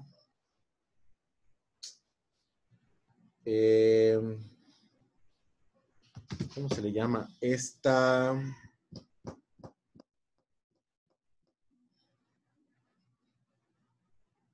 responsabilidad a cada una de las partes. Y al igual que Acosta, realmente el papel principal es del maestro. ¿Cómo este factor integra lo siguiente? Por ejemplo, elementos psicológico. Básicamente es conocer las características de nuestros educandos. Como hace un momento ustedes me dijeron, y ya no hablamos de características sociales, jóvenes. Ojo, aquí hablamos de características psicológicas, es decir, mentales, pero también físicas. Pregunto, ¿qué harían ustedes si en algún momento, por ejemplo, entra un alumno con alguna necesidad? Ojo, no es lo mismo necesidad educativa especial, dificultad del aprendizaje, bajo rendimiento. Son tres conceptos completamente diferentes y en muchas ocasiones no tienen el mismo origen. ¿Me doy a entender? Y eso lo van a ver en una materia que más adelante van a llevar. ¿Ok? Necesidades educativas especiales. Imagínense que llega un niño con algún grado dentro del espectro autista a su salón. El padre de familia no informó. La escuela tampoco tenía conocimiento. Y el primer día, como maestros, deben tener la habilidad de sondear a cada uno de ellos. Por eso el primer día siempre se hacen actividades, más para el nivel de preescolar, de educación primaria, secundaria, donde hay estas dificultades de detección. Ustedes como maestros deben tener la habilidad mínima de reconocer entre necesidades educativas especiales, dificultades de aprendizaje y problemas de rendimiento académico. ¿Me doy a entender? Para empezar, ¿cuáles serían algunas conductas donde yo puedo detectar a un niño con autismo? Por ejemplo, ¿alguien sabe? Back. En su comportamiento, que no quiera estar en el salón, que no quiera hablar y que el ruido le moleste. Ok, que desvíe la mirada, que te ignore, que hasta cierto punto no tenga control de sus emociones. En muchas ocasiones los niños autistas tienen problemas visuales, desarrollan, por ejemplo, que los músculos oculares, por ejemplo, los ojos se desvíen ya sea muy adentro, es decir, que generen pues, lo que llamamos visco vulgarmente. Es que hay unas enfermedades de visuales que no me acuerdo muy bien. Que algún ojo, por ejemplo, mire más hacia abajo y otro normalmente, o que en muchas ocasiones los ojos se vayan hacia afuera, es decir, el iris se vaya hacia afuera de manera diferente. Pero eso ya son grados autistas muy, muy altos. Que sea introvertido, es decir, que no tenga facilidad para poder hacer amigos. Creo que había una persona que quería participar y creo que decir esto, ¿verdad? Erika, ¿eras tu hija? Sí, iba a decir algo, pero ya lo mencionó Mil todo. disculpas, mil disculpas. No se preocupe. Entonces, son ese tipo de cuestiones.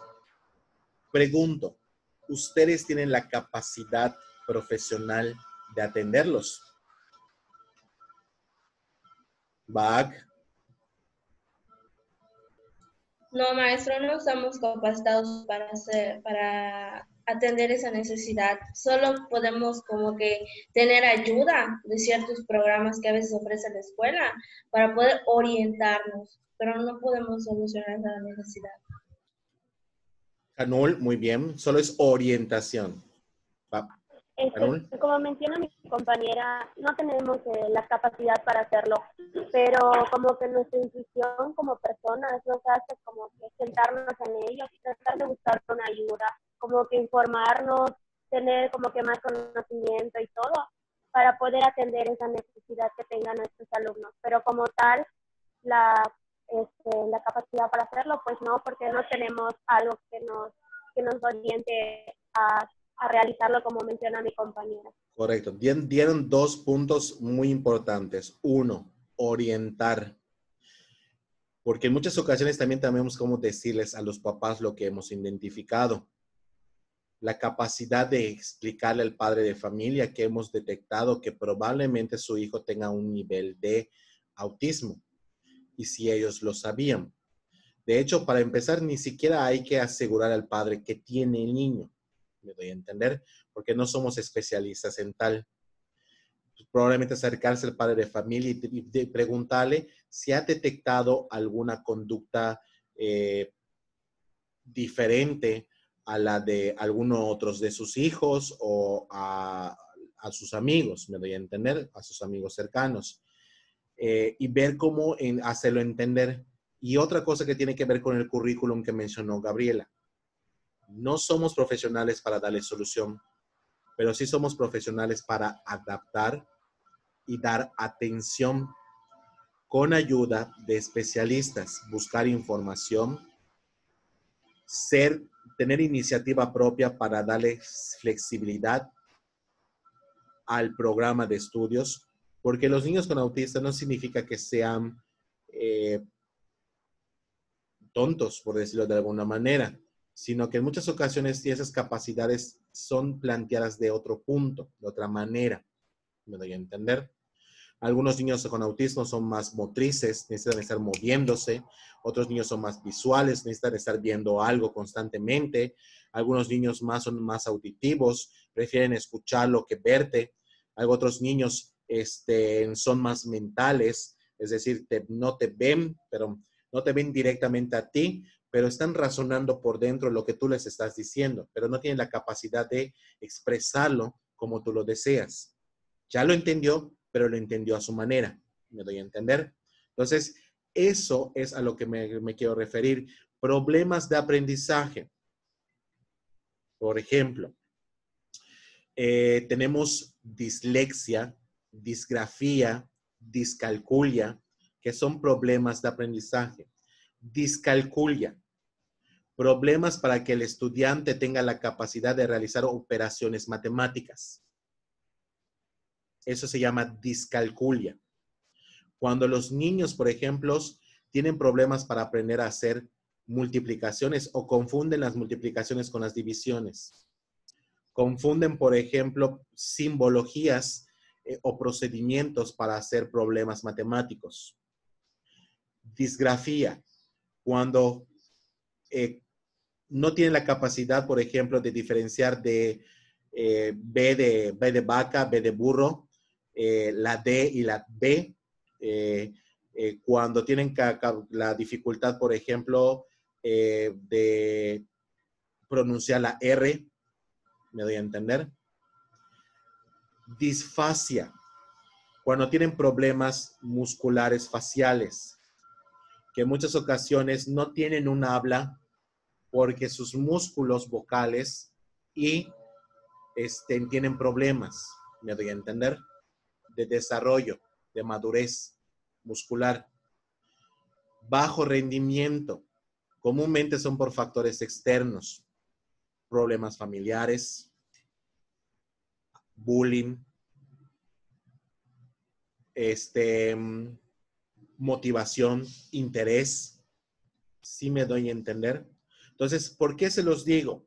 Porque esta parte del proyecto del diseñador curricular habla acerca de el siguiente punto que dice, se relaciona con los procesos de desarrollo y el aprendizaje. Entonces, tengo que ver el desarrollo evolutivo físico, emocional y cognitivo de mis estudiantes. Si yo no sé diferenciar entre bajo rendimiento, motivos, problemas de aprendizaje, situaciones y necesidades educativas especiales, ya condiciones mentales o físicas, ya sea por nacimiento o por accidente, pues vamos a tener ciertos problemas, porque no vamos a tener la capacidad de poder aterrizar esos aspectos curriculares. Y mucho más, porque en muchas ocasiones, por ejemplo, también podemos generar problemas fuera de la escuela. Un ejemplo, imagínense que están en primaria, no sé si alguna vez les sucedió a ustedes, que escribieron la instrucción de su maestro. Llegaron a casa, les dijo el papá, a ver tu tarea. Leía la instrucción y te decía, no lo copiaste bien. ¿Qué tienes que hacer? Es que no me acuerdo. Pero, ¿qué fue el ejercicio? Es que lo que dice la instrucción es que lo copiaste mal. No, es que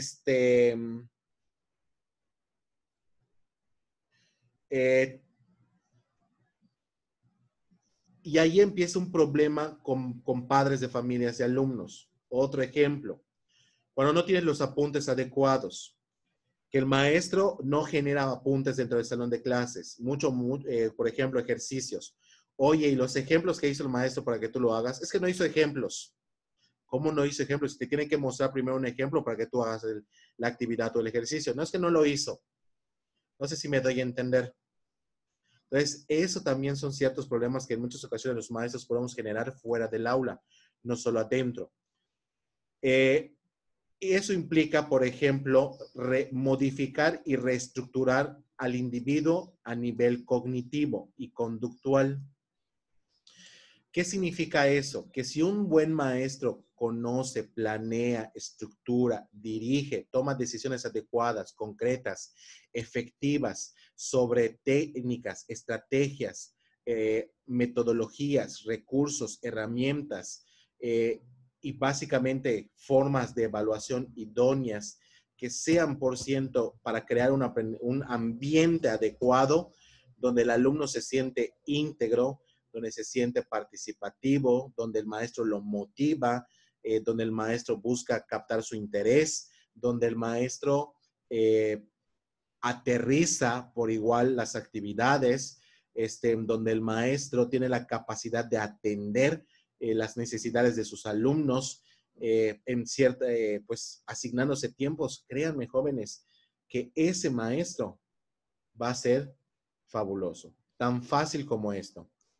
Díganme las características de cualquier maestro que recuerden por el buen trabajo que realizaba y que hayan aprendido mucho de él. Back. Maestro, yo me acuerdo que en la secundaria no me gustaban las matemáticas. Entonces llegó un maestro que daba en particular, y o sea, él era como que te ponía el ejercicio, pero te decía, te daba un cuadro, ese cuadro lo vas a llenar con una justificación escrita, el procedimiento así ya matemático, y como que justifiques tu resultado. Entonces él te ponía primero el ejemplo y después como que hacía que tú hagas lo mismo, pero siempre con una tabla. Y así lo hacía con todos sus ejercicios. O sea, la verdad era muy bueno. Bastante. Correcto, hija. Te refieres a las formas a las estrategias que implementaba para generar la enseñanza. De hecho, él implementaba técnica, estrategia y metodología. Implementaba las tres cosas, pero también seleccionaba los recursos adecuados para que ustedes tengan la información de manera que lo puedan entender, comprender y llegar a nivel cognitivo. ¿Me doy a entender? Jovac. Yo recuerdo, maestro, que como en tercero o cuarto de primaria, yo tenía una maestra, se llama la maestra Irene. Esa maestra, para que nosotros aprendamos, nos llevaba todo en físico. Por ejemplo, si estábamos viendo fracciones, nos llevaba los círculos, ¿cómo se llaman? Las bolitas de unicel. Nos los mostraba con eso. Y yo creo que era una maestra muy disciplinada en cuanto a enseñanza y a las técnicas de aprendizaje, o sea, para que nosotros podamos aprender de una manera, ¿cómo le puedo decir? De una manera adecuada. Muy bien, hija. De hecho, hablas acerca también del carácter del profesor, si no me equivoco, involucras un poquito también la parte del carácter del profesor, que en muchas ocasiones también tiene que ver.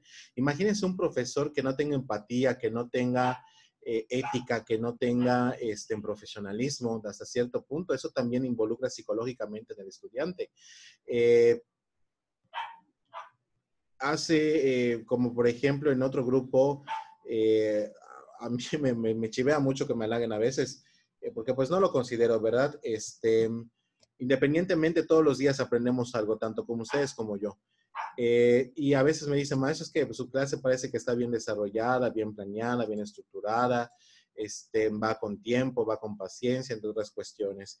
Entonces, es esta parte de la metodología, más que nada, es la que a veces me resaltan otros grupos. Entonces, de aquí la importancia, jóvenes, de que involucren, de que piensen muy bien, de que si no conocen sobre teoría psicológica, y aquí hablábamos, ¿recuerdan que les dije el libro de Papalia, donde hay diferentes autores que hablan acerca del desarrollo humano? Si no conocemos esos, pues tenemos problemas, ¿me doy a entender? Ok.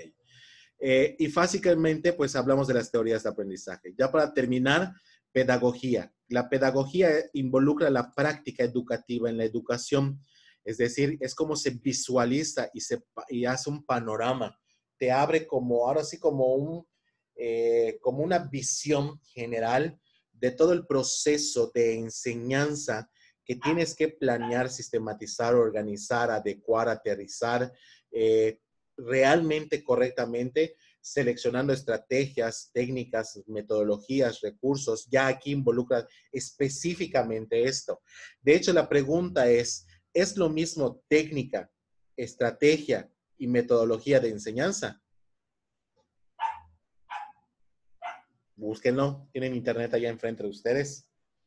Técnica de enseñanza, estrategia de enseñanza y metodología de enseñanza. Es lo mismo. Acosta. Maestro, yo lo voy a contestar con lo que sé. Según yo, la metodología es más teórico, o sea, es más como que el planteamiento de algo o de una persona, ¿no? Por ejemplo, en este caso, si ponemos la metodología, sería la metodología, no sé, de Piaget, ¿no? Es una teoría. La parte estratégica sería más cómo nosotros lo implementaríamos en una clase, o sea, lo que nosotros haríamos o los materiales que utilizaríamos para implementarlo. Y la técnica es más del maestro, porque quizás yo pueda tener la misma estrategia que tiene el maestro del B, pero yo tengo mi técnica para implementarlo y el maestro tiene su técnica para hacerlo. Ok.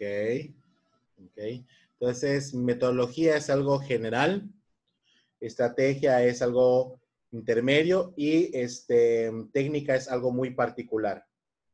¿A qué te referirías? Ok, muy bien. ¿Alguien más? Muy bien. Técnica son todas aquellos, de alguna manera, acciones específicas que se realizan durante el proceso de enseñanza. Ejemplo, la técnica de lluvia de ideas. La técnica de pasar a escribir en el pizarrón, hacer más ágil y móvil tu clase. La técnica de cierre. De hecho, hay por etapas. Técnica de inicio, desarrollo y cierre. Es decir, la forma en que vas a ir llevando paso por paso de manera consecutiva durante el inicio, todo lo que vas a hacer durante el desarrollo y todo lo que vas a hacer durante el cierre. No sé si me doy a entender. Las estrategias es el propósito con el cual vas a desarrollar una enseñanza. Por ejemplo, si tú agarras la técnica de lluvia de ideas, esa estrategia, ¿cuál va a ser el propósito final? Porque de hecho, puede ser al inicio y puede ser al final, porque hay muchas técnicas que sirven en diferentes etapas, ¿me doy a entender?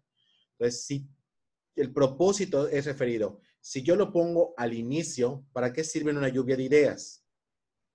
Para hacer un recordatorio. Para los conocimientos previos. Exactamente. Si yo lo pongo al final como estrategia, ¿a qué se refiere? ¿Para qué me serviría?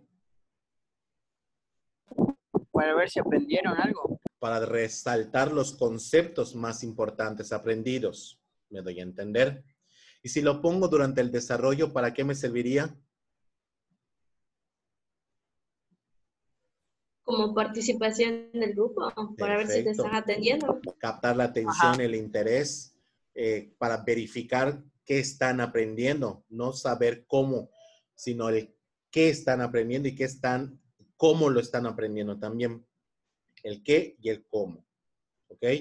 Entonces, a eso se refiere estrategia. Y metodología es la suma realmente de todo el proceso de enseñanza que vas a llevar, que ya planeaste. ¿Me doy a entender?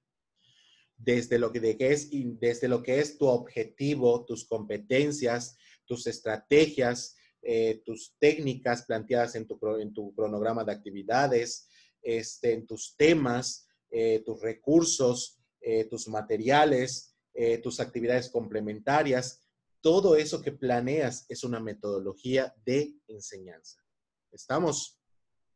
Por lo tanto, entonces, hablamos sobre métodos, estrategias y técnicas que ejerce el profesor para orientar la enseñanza. Y eso crea metodologías que caracterizan a los profesores, como ustedes lo acaban de hacer. ¿Me doy a entender? Cada profesor se caracteriza por algo particular y eso lo tenemos que entender. Y eso sirve para generar resultados a nivel cognitivo, pero también para generar competencias cognitivas en los estudiantes. ¿Qué sería una competencia cognitiva? ¿A qué les suena?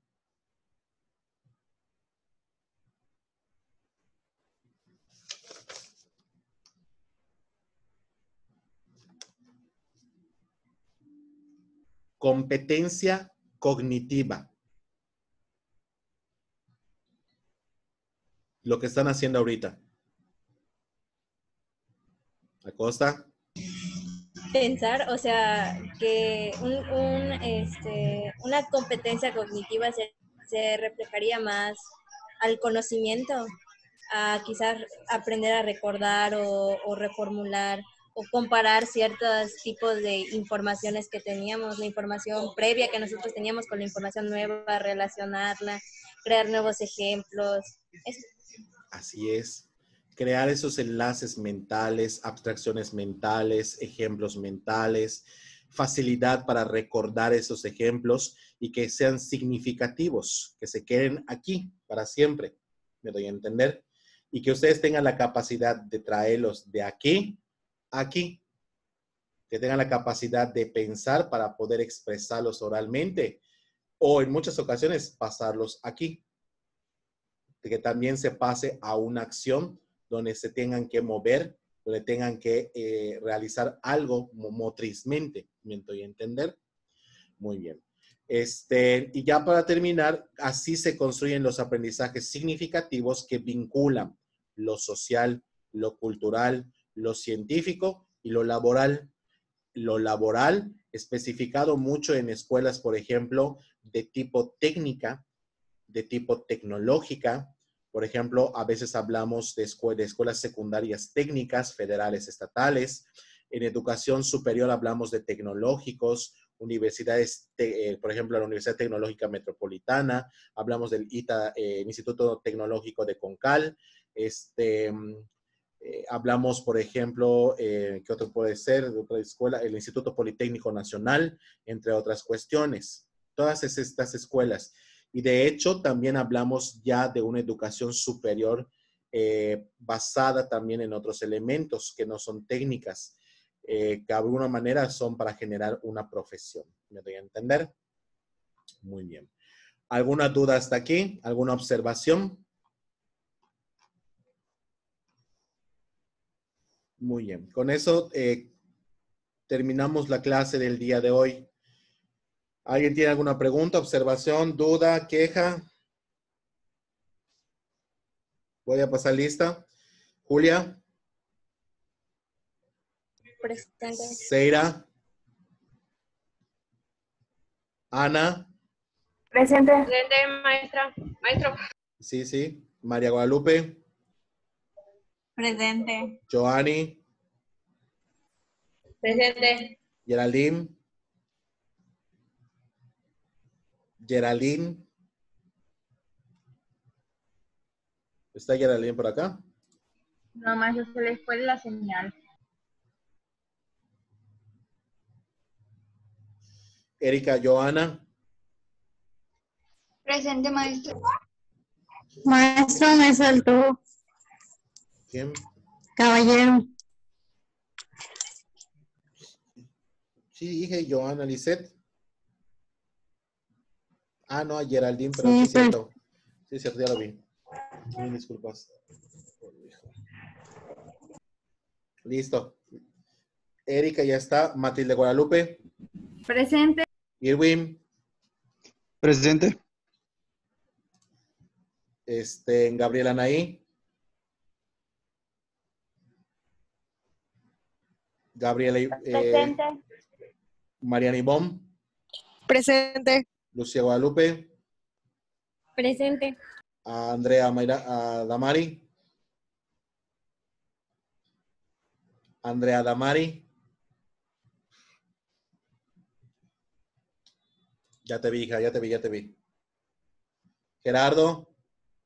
Presente. Tosh. Claudia. Presente. Tahiri. Presente. Xochitl.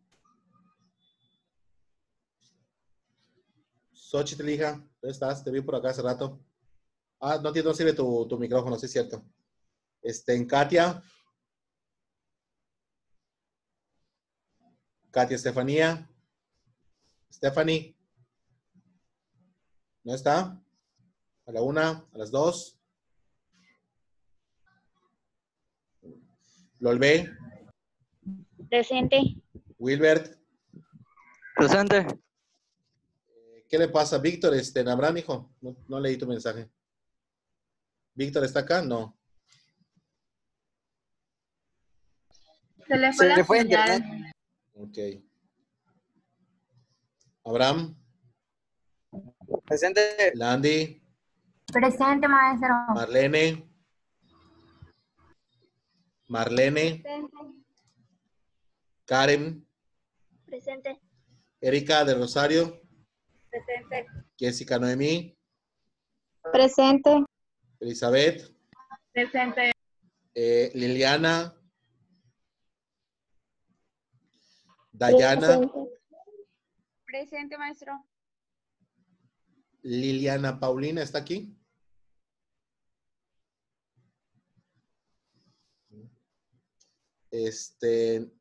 Dayana Micheli. Presente, maestro. Iliana Marisol. Presente. Brenda Noemí.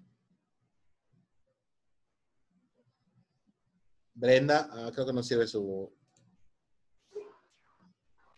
ya te dije. Y Ewan. Presente, maestro. ¿Dudas, preguntas, observaciones sobre la tarea? Mariam, Misham, Tola Cabello. Malo. Maestro, yo, Sí. yo le mandé mi proyecto. Bueno, Sí, ya vi. Nada más que no he primera- aceptado tu invitación para... ahorita que yo llegue contigo, cuando termine, es que estoy revisando conforme fueron enviando, de abajo Sí, hacia nada arriba. más. Ajá, nada más es como datos, porque ni siquiera lo hemos terminado. O sea, era como que nada más para ver si sí le llegó, porque Sí pues llegó. ya lo empezamos. Sí llegó. Ok. ¿Alguien más? Muy bien. Váyanse a descansar, hijos de la luz, la ciencia y la verdad. Que tengan bonita noche. Nos vemos el lunes, por favor. Cuídense mucho. Ya pueden retirarse. Ahorita terminar la clase.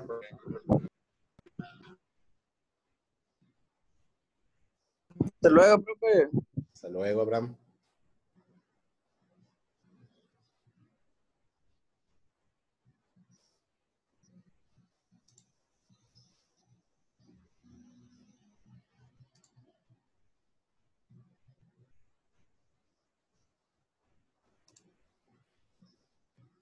Maestro, Sí, Junior. quería preguntarle, en el caso de nuestro diseño curricular, era un diplomado, no es un taller. Ujú. Y tenía dudas si sería lo mismo, solo que adaptarlo con el ejemplo que mandó. Es que sí, hijo, de hecho es lo mismo, hijo. Lo único que cambia es el nombre. En cuanto a un diplomado, lo único que cambia también es el número de horas. Ustedes tienen la posibilidad de hacerlo con más horas. Es la única diferencia. Pero eso se los voy a explicar cuando llegue el lunes, para que lo tengan en cuenta. Sí, está bien, maestro, gracias. De nada, hijo. ¿Alguien más? Maestro, en la Sí. parte de antecedentes hay un mínimo de fuentes. El número de páginas que tiene el ejemplo. Ah, ok. ¿Alguien más? Muy bien. Pues tengan bonita noche, descansen.